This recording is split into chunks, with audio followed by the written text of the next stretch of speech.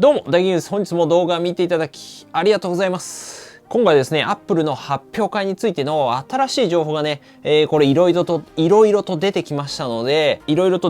解説したいと思います。例えばその、日程ですね、実際、何月何日みたいなところまで、いつ開催なのかっていうところだったりですね、で、まさかのなんか新製品、今までいろんなね、情報出てきてたんですけども、なんかそれ以外で、これなんか新たな新製品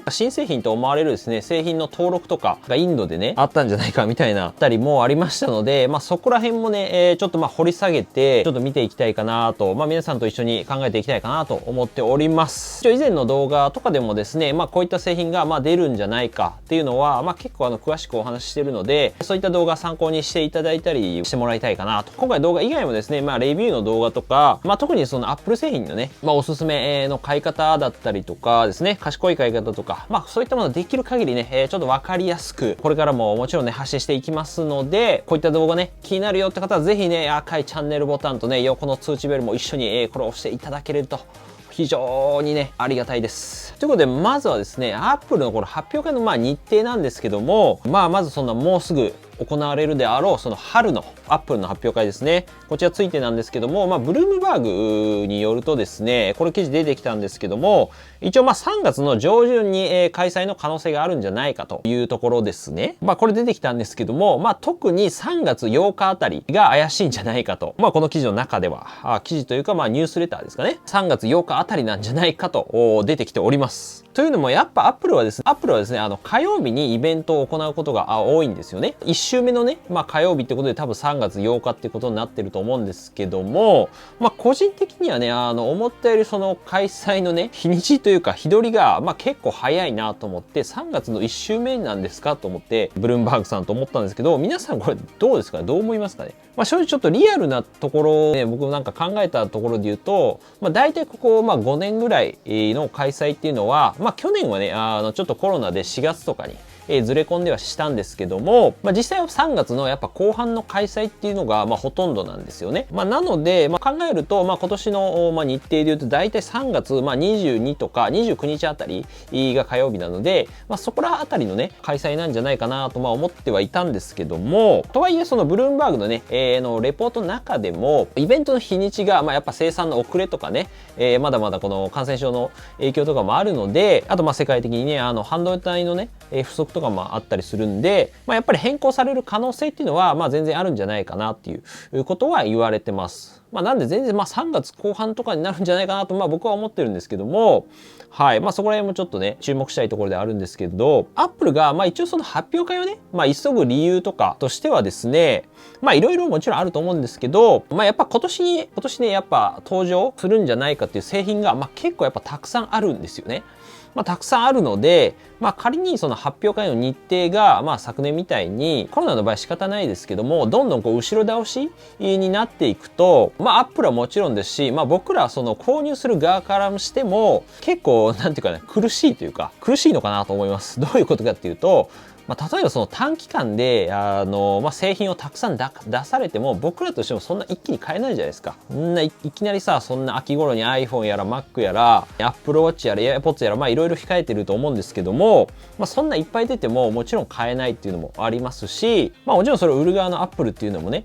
そんなんじゃ売れないっていうの分かってると思うんで、一応今年登場が期待される製品についてはですね、他の動画でね、結構これまとめてありますので、ぜひこちらもちょっとご覧いただければと思うんですけど、やっぱりアップルもね、その生産する方からしたら一気にそんないきなりね製品出しちゃうと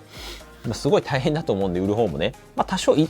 でるまでいかないと思うんですけども、そういった、背景はあるのかなと思います。ということで、ここからですね、じゃあ春のイベントで登場が期待されそうな製品ですね。こちらが何なのかっていうね、お話ししていきたいと思うんですけども、あとやっぱその謎のね、なんか製品の登録もなんかあったようなので、インドで輸入されたみたいなところもね、そこら辺もちょっと合わせてね、話していこうと思います。ということで、まずはですね、これまず出るんじゃないかっていう製品なんですけども、iPhone SE の第3世代ですね。はい。まあ、これもずっとね、登場の噂、あるんですけども、まあ、現在のモデルが、iPhone SE ね、第2世代になるんですけども、まあ、ほぼ iPhone8 と同じ形で、まあ、タッチ ID がついたね、まあ、本当おなじみの iPhone って感じですけど、まあ、これの、まあ、新しいバージョンがですね、この春の、まあ、登場なんじゃないかと、これ見られておりますと。まあ、なので、iPhone SE 今ね、買おうとしてる方っていうのは、本当に急いで必要とか、まあ、そういった場合は仕方ないと思うんですけども、まあ、そういった以外はあんまり今は、もうすぐ出そうなので、数ヶ月で、まあ、あんまお勧めしないかなとは思うんですが、で、2020年のこの4月に、まあ、大体登場してですね、今のモデル、まあ、丸2年ほど経つので、まあ、さすがにアップデート来ると思いますね。まあ、ただ基本的にはその中身のまあ変化にフォーカスしたマイナーアップデートというものにね、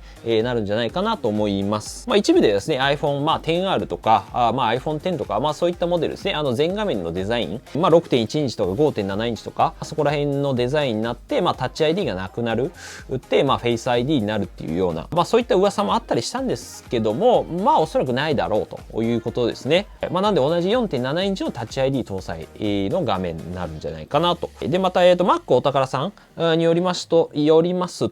まあ、なんかデザインは、まあ、今のまま、やっぱ現在のままを維持するんじゃないかなというところで出てますし、で、また、その充電については、まあ、今まで通り、まあ、地域規格っていうものに対応したワイヤレス充電ですね。まあ、大体、今のスマホとか、まあ、イヤホンとかもそうなんですけども、大体地位ってものに対応してます。まあ、なんですけども、マグセーフ充電ですね。iPhone 12から採用された、こう、磁石でカチッとね、まあ、iPhone に磁石が内蔵されるようになったんですけども、まあ、それで充電するマグセーフ充電には対応しないということですね。まあ、なので見た目とか、まあ、機能面に関しては、まあ、基本的にほとんど変わんないんじゃないかなと思います。じゃあ中身の進化、まあ、何が変わるのかって言いますと、まあ、例えば最新の、A15 バイオニックチップの搭載ですね。まあ、iPhone 13シリーズ入ってるものですけど、これがまあ4、5万ぐらいで、まあ、例えば今のね、価格維持するとしたら買えるので、まあ、結構性能としてはかなりクレイジーな、まあ、感じにはなると思うんですけども、ただ正直今のね A13、まあ、バイオニックチップ入ってるんですけど、まあ、それでも全然性能的に十分なんですけどね、まあ、もしかしたらなんかバッテリーの持ちとか多少まあよくなるかもしれないですけども、はい。で、あとはやっぱ 5G 通信への対応ですね。はい。まあ、ここが一番まあ大きいとは思うんですけども、まあ、まだまだ 5G のね、範囲はまあ少ないとはいえ、まあ、徐々にやっぱエリアとかも、まあ、たまに僕も楽天モバイル使ってるんですけども、繋がったりとか、まあ、遅いですけど、めちゃめちゃ。はい。まあ、やっぱこういった古めの、まあ、個体を使って、5G ですね。5G 通信をやっぱ iPhone でやっぱ使ってもらうっていう、まあ、狙いあるんじゃないかなと思いますね。まあ、やっぱまだまだこのタッチ ID があるデザインが好きって方もやっぱ一定数いると思うんで、で、続いてですね、おそらくまあ登場がこれも濃厚だと思われる製品はですね、iPad Air 5ですね。まあ第5世代というところなんですけども、というのもやっぱ今 iPad Air、まあ、4ですね、第4世代カラフルなモデルあるんですけど、これもね、なんかちょっと微妙な立ち位置っていう感じになってまして、まあ性能とかにおいてはですね、iPad Air は A14 バイオニックチップっていうの乗ってるんですけど、まあそれに対して、まあちょっと価格の安いですね、最近出た iPad mini の第6世代ですね、こっちがさっきみたいにA15 バイオニックチップ、まあ、最新のものが載ってたりですね、まあ、やっぱ iPad Air 4も登場からやっぱ1年半ぐらいになるので、まあ、そろそろ来るんじゃないかなと思われておりますと。まあ、例えばで iPad Pro もですね、M1 チップ搭載されたりとか、昨年ですね。あと滑らかな 120Hz の、まあ、プロモーションディスプレイとか言うんですけども、まあ、それとか、あとまあ、スピーカー性能良かったりとか、まあ、カメラとかね、マイク性能もまあ良かったりするし、容量も一応もう 2TB まで選べるようになりましたし、っていうところで、その iPad Proにですね、まあ大体 iPad Air、まあ、安いモデルだと、まあ25,000円とかまあ載せると iPad Pro 買えちゃうんですよね。このままじゃちょっとね iPad Air どうなのっていうところは、まあ、正直あるんで、まあただただ安いカラフルな iPad みたいな感じになっちゃってるんで、じゃあどう変わるのかっていうところなんですけども、で、まずはやっぱ iPhone SE とかと同様にですね、先ほどA15 バイオニックチップですね、まあ最新のものが、まあこれはまあ順当に来るんじゃないかなという感じですね。あとは12メガピクセルのまあ超広角のインカメラ性能が結構良くなると。内側の自分映す方ですね。で、あとまあセンターフレームとかの対応とか、まあ 5G ですね。こちら 5G 通信のサポートしたりとか、セルラーモデル限定になりますけども、まあ基本的にはまあ iPad mini のその第6世代に乗ってるものがやっぱ iPad Air にも来るという感じにはなるかと思います。で、もしかしたらスピーカー性能が例えば4つのね、クワッドスピーカー、まあ iPad Pro みたいになるかもしれないんですけども、まあここら辺についてはちょっとまあ可能性は低いと思いますけど、まあ個人的には64ギガの容量が 128GB からとかになってくれると、結構嬉しいのかなっていうところなんですけども、ただやっぱ iPad mini 6が 64GB からの選択になっているので、なんか Air も同じになりそうな気が僕はしてますけど、この iPad Air 5ですね、待つべきかどうかだったりとか、詳細についてはですね、前回の動画がありますので、そちらちょっとね、ぜひご覧いただければなと思います。はい。結論から言うと iPad Air 4で、いいと思うんですけど、で、もう一つね、この謎の製品がね、なんか Apple によって、なんかインドに輸入されたみたいな、そういった記事がありまして、インドのメディアですね、91モバイルズというところによりますと、iPadOS、搭載されたものがですね、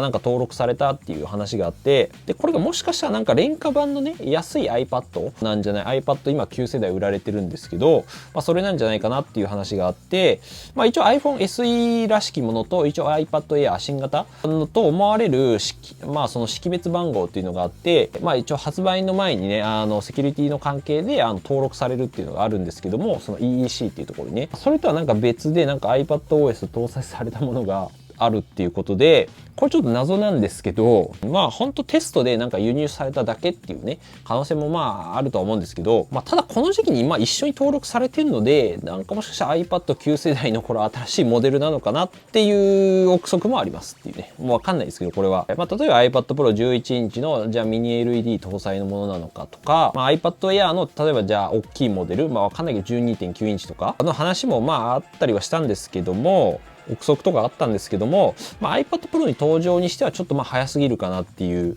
ところ、だいたい秋頃に出るんじゃないかっていう今話があるんで、iPad Air のなんかその大きいモデル出すのも、